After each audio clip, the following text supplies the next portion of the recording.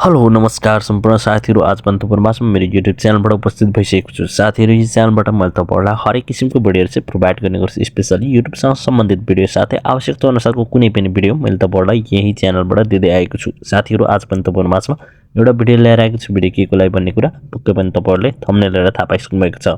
Well साथीहरु, यदि तपाईहरुले पनि अलराजी बैंक चलाउनुहुन्छ, अलराजी एटीएम चाहिँ चलाउनुहुन्छ साउदीमा बसेर र तपाईको अब चाहिँ तपाईको अकाउन्टमा डेट चाहिँ एक्सपायर भइसकेको छ, यसले चाहिँ अपडेट मागिराखेको छ भने तपाई चाहिँ बैंक जानु पर्दैन साथीहरु। सजिलैसँग तपाईहरुले चाहिँ आफ्नो मोबाइलबाटै यसलाई चाहिँ अपडेट गर्न सक्नुहुन्छ। त्यो चाहिँ कसरी हो त भन्ने कुरा चाहिँ म तपाईहरुलाई ए टु जेड सिकाउने छु साथीहरु।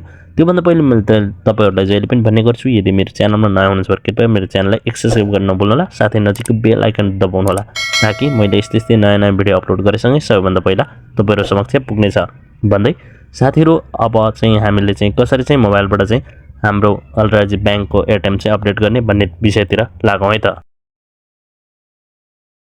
साथीहरु सिम्पली यसको लागि तपाईले चाहिँ आफ्नो एपलाई चाहिँ ओपन गर्नु होला, अलराजी एपलाई। त्यसपछि केही समय चाहिँ वेट गरौँ।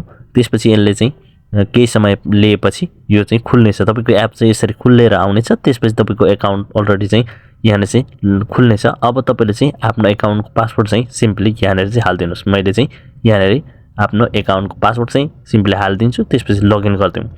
अब साथीहरु यहाँ चाहिँ लगइन गर्ने बित्तिकै तपाईहरु चाहिँ यहाँ ओटीपी पाउनुहुन्छ।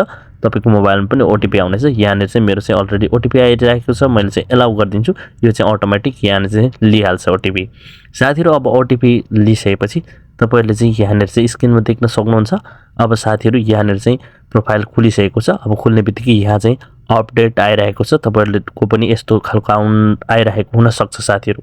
यदि अब आएको छैन भने चाहिँ अब चाहिँ हामीले चाहिँ कहाँबाट चाहिँ अपडेट गर्ने छौं भन्ने कुरा आएको छ भने चाहिँ यसरी तपाईले चाहिँ डाइरेक्ट अपडेट गर्न सक्नुहुन्छ साथीहरु है।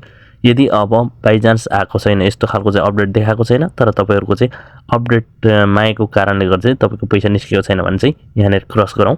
अब हामीले चाहिँ यहाँ त्यसपछि रिमाइन्ड मी लेटर गरिदिन सक्छौं साथीहरु।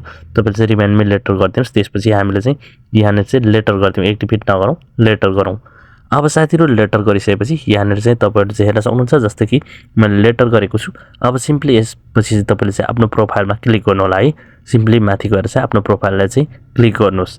प्रोफाइललाई क्लिक गरिसकेपछि अब साथीहरु तपाईहरुले चाहिँ यहाँ चाहिँ देख्न सक्नुहुन्छ। यो प्रोफाइललाई क्लिक गर्ने बित्तिकै तलनेर चाहिँ तपाईले चाहिँ पर्सनल इन्फर्मेसन देख्दै हुनुहुन्छ। सिम्पली यहाँ आएर चाहिँ तपाईले चाहिँ मुनि देख्दै हुनुहुन्छ साथीहरु अपडेट आईडी एक्सपायरी डेट भनेको छ। सिम्पली यसलाई चाहिँ तपाईले चाहिँ क्लिक गर्नुपर्ने हुन्छ। यसलाई सिम्पली क्लिक गर्नुस्। यसलाई क्लिक गर्ने बित्तिकै तपाईको यहाँ चाहिँ अपडेट सो भइहाल्छ। अब तपाईले चाहिँ यस्तो तरिकाले चाहिँ सिम्पली यहाँ चाहिँ अपडेट गर्न सक्नुहुन्छ साथीहरु है। सिम्पली हामी अपडेट गरौँ। अब अपडेट गर्ने बित्तिकै केही समयमै तपाईले चाहिँ मेसेज पाइहाल्नुहुन्छ। यहाँ चाहिँ अलरेडी सक्सेसफुल भनेर चाहिँ अपडेट चाहिँ देखाइसकेको छ। गो टु डैशबोर्ड भनेको छ साथीहरु। अब यो चाहिँ अलरेडी अपडेट भइसकेको छ। अब चाहिँ हामी डैशबोर्डलाई चाहिँ क्लिक गरौँ। फेरि डैशबोर्डलाई क्लिक गरेपछि यहाँ तपाईले चाहिँ देख्न सक्नुहुन्छ साथीहरु। अब यहाँ चाहिँ सिम्पली अब फेरि पनि हामीले चाहिँ ट्राई गरौँ। जस्तै कि अपडेट अगाडि चाहिँ देखाउँछ कि देखाउँदैन भन्ने चाहिँ ट्राई गर्नका लागि चाहिँ सिम्पली फेरि पनि हामीले यसलाई चाहिँ लगइन गरौँ एकचोटी है त। अब सिम्पली साथीहरु फेरि पनि लगइन गरेपछि साथीहरु यहाँ चाहिँ मैले चाहिँ यहाँ अब सिम्पली आफ्नो पासवर्ड चाहिँ हाल्दिन्छु। अकाउन्टको पासवर्ड तपाईले पनि त्यति गरिसकेपछि एकचोटी चेक गर्नका लागि चाहिँ आफ्नो अकाउन्ट पासवर्ड हालेर लगइन गरिदिनु साथीहरु है। लगइन गरिसकेपछि अब फेरि पनि ओटीपी यहाँ आउनेछ।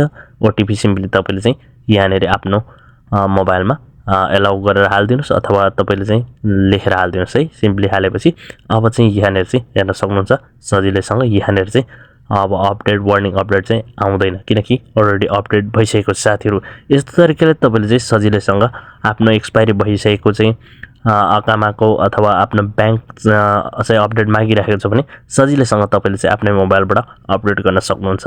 वेल साथीहरु, तपाईले के कति बुझ्नुभयो मलाई जस्तो कमेन्ट गर्नु होला भन्दै बिदा हुन चाहन्छु। Bye bye, take care.